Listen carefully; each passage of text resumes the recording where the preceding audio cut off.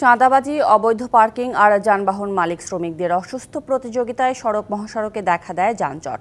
Traffic আইন মেনে চলার পাশাপাশি সচেতনতা বৃদ্ধি ও দক্ষ চালক তৈরির আহ্বান প্রধানমন্ত্রী শেখ হাসিনার। সংসদের প্রশ্নোত্তর পর্বে তিনি আরও বলেন, মধ্যপ্রাচ্যের সংঘাতের জন্য জ্বালানি আমদানি রপ্তানি অর্থনীতি সহ নানা খাতে প্রভাব পড়েছে।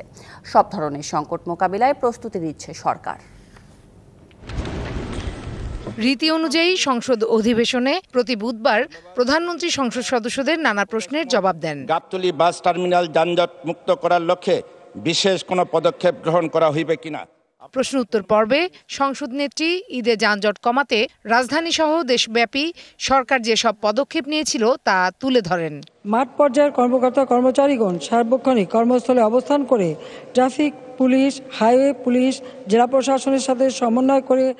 প্রধানমন্ত্রী জানান, সব সড়ক মহাসড়কেই যানজট মুক্ত রাখতে সরকার কাজ করে যাচ্ছে। সড়ক মহাসড়কে সবসময়ের জন্য যানজট মুক্ত হয়। আর গাবতলী ওই এলাকাগুলি গাড়ি রাখা, পার্কিং করা অথবা বাস মালিকদের একটা কম্পিটিশন দেখা দেয়, যাত্রী আগে কে তুলবে সেটা মাথায় রেখে হয়তো যানজট সৃষ্টি করা হয়।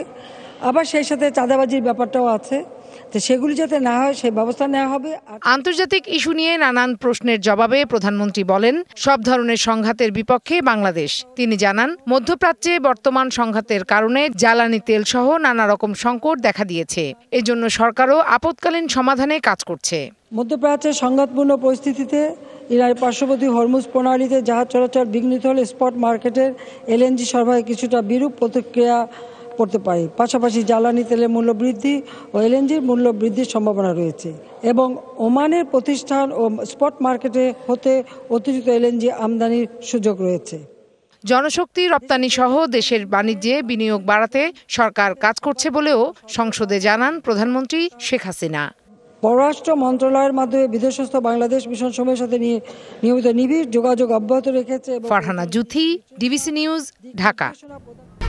1, 2, 3 ঢাকায় জমি জিতে নিন 100% ক্যাশব্যাক সহ 20 কোটি টাকার পুরস্কার।